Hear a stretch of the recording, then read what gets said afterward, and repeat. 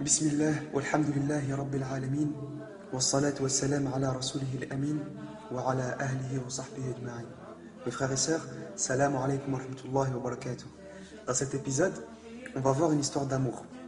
L'histoire d'amour de Suhayla et Farouk. Leur histoire, elle se déroule pendant le califat de Abdelaziz, le 5e calife, à l'époque où la finance islamique, elle s'était très bien développée. Et il n'y avait pas une seule personne de pauvre. Suhayla et Farouk, ils s'aimaient énormément.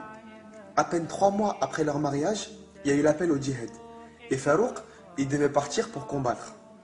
Alors, il a dit à Suhayla, voilà 300 dirhams pour que tu puisses tenir pendant ces 3 mois. Dans la maison, Farouk, il avait des économies de côté, environ 3000 dirhams. Et 3000 dirhams, c'est vraiment une somme énorme pour l'époque. Pour vous donner un petit aperçu, aujourd'hui, ça fera environ 2 400 000 euros. 2 400 000 euros. Et il lui dit à Suhayla, touche pas cet argent jusqu'à ce que je revienne, c'est une amana. Et je reviens dans 3 mois, Inch'Allah.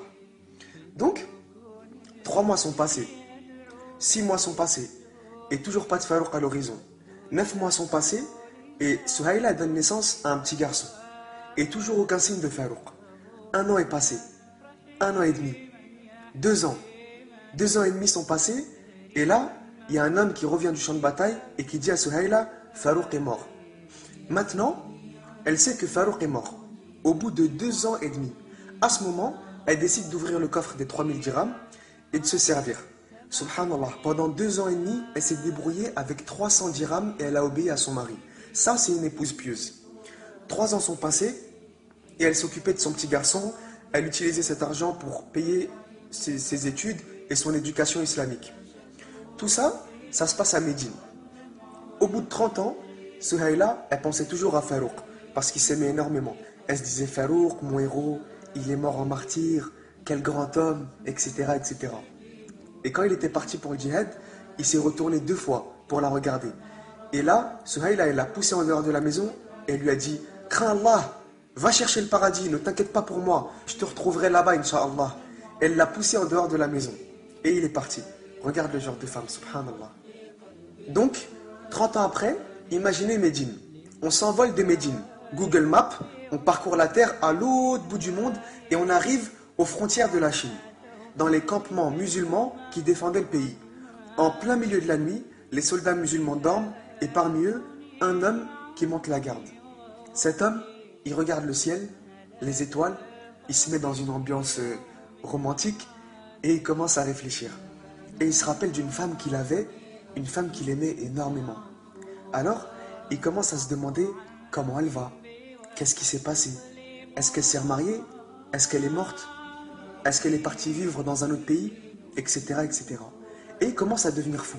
30 ans de djihad à défendre les musulmans, à se battre pour Allah, et il était toujours vivant, subhanallah. Et cet homme, au bout du monde, sur les frontières de la Chine, c'était qui?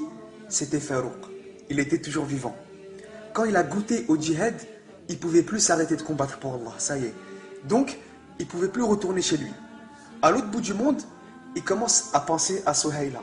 Il commence à devenir fou à force de penser, de se poser 1 milliard de questions. Ma femme ceci, ma femme cela, imagine ci, imagine ça, c'en était trop. Le matin, il va voir son commandant. Il prend sa permission pour retourner à Médine, il monte sur son cheval et il galope, il galope, il galope comme le vent. Imagine, subhanallah, de la Chine, il est parti de la Chine. Plus il s'approche de Médine, plus son cœur y bat. Plus il s'approche de Médine, plus il se pose des questions qui le rendent fou. Et il galope, il passe par les Perses, il prend des routes, des chemins, il remonte l'Irak, il continue, et il s'approche de plus en plus de Médine. Et là il se dit, et si elle était morte? Si elle s'était remariée? Alors, il accélère encore plus. Ça y est, il arrive enfin à Médine. Il va enfin pouvoir voir sa femme. Mais avant de devenir fou, à cause de l'amour qu'il éprouvait pour sa femme, il s'est rappelé la sunna du prophète, car c'était un homme pieux avant tout. Il décide d'aller donc prier ces 2 unités de prière à la mosquée du prophète, car il revient d'un voyage. Et c'est la sunna. Donc, il prie ces 2 unités de prière et il voit que c'est bientôt l'heure du Asr. Donc, il décide d'attendre l'adhan, de prier l'Asr et de rentrer chez lui. Pendant qu'il attend l'adhan, il voit dans la mosquée plein de savants de Médine, avec du monde assis autour d'eux dans chaque coin de la mosquée. Dans chaque coin de la mosquée, il y avait un savant qui donnait des cours. Et au temps du Khalif Abdelaziz, la science, elle était vraiment au top niveau. Masha'Allah. Parmi tous ces savants qui brillaient de par leur science, il y en avait un, subhanallah, on aurait vraiment dit une lumière vivante. C'était Cheikh Abdurrahman, le plus grand savant de l'époque. Et il avait une science extraordinaire et une éloquence incroyable. Donc, il y a eu l'Éden, la prière du Asr. Ensuite, Farouk, il se dirige chez lui. Il commence à courir, il n'en peut plus. Et à peine arrivé devant la maison, il voit un autre homme qui va y rentrer.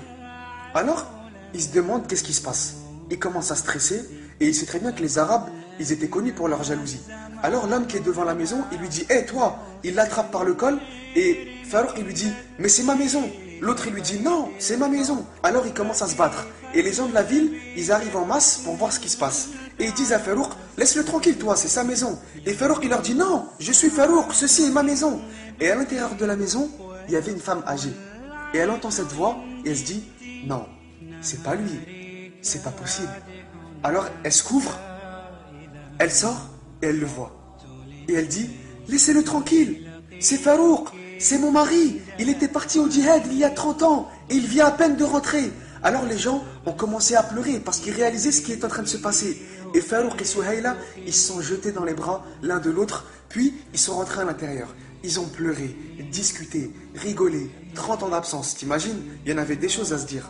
Et Souhaïla, il lui dit « Oh Farouk, je suis plus aussi belle et jeune qu'avant. » Et Farouk, il lui dit « Pour moi, tu es toujours la plus belle femme du monde. » Pourquoi? Parce qu'il avait aimé sa piété et non sa beauté. Et après avoir bien rigolé, etc., ils reprennent un peu leurs esprits. Et là, Farouk, il lui dit « Dis-moi Souhaïla, tu sais, avant de partir, j'avais laissé un coffre avec 3000 dirhams. Qu'est-ce que t'en as fait?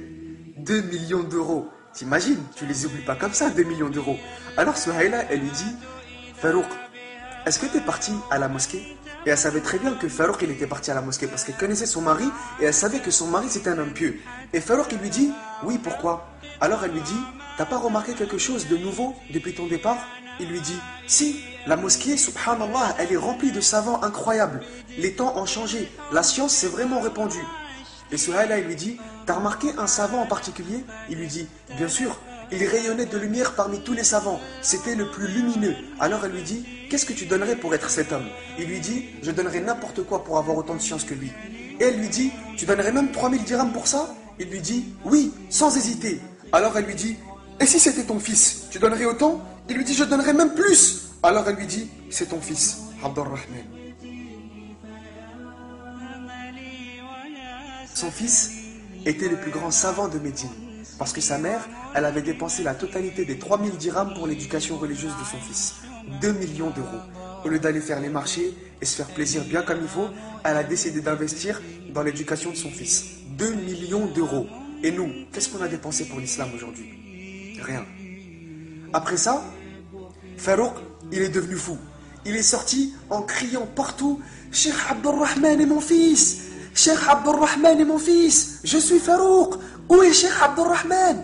Et quand Abdurrahman il lui a dit « Je suis Cheikh Abdurrahman », Farouk, il s'est rendu compte que son fils, c'était qui? C'était l'homme avec qui il était en train de se battre devant la maison. Subhanallah. Ils se sont pris dans les bras et ils se sont embrassés. Alors bien sûr, tout le monde n'arrêtait pas de pleurer à cause de l'émotion. Et il y avait un homme dans la foule qui pleurait aussi. Et cet homme, il avait tenté de séparer Farouk et son fils au début quand ils se battaient devant la maison. Cet homme, c'était qui? Cet homme, c'était le grand imam Malik de l'une des 4 écoles de l'islam. Et qu'est-ce qu'il faisait là, l'imam Malik? Eh ben, l'imam Malik, en plein milieu de cette foule, c'était l'élève du cheikh Abdurrahman, le fils de Farouk. هذا ما أعلم والله أعلم وأعلم سبحانك اللهم وبحمدك أشهد أن لا إله إلا أنت أستغفرك وأتوب إليك والسلام عليكم ورحمة الله وبركاته.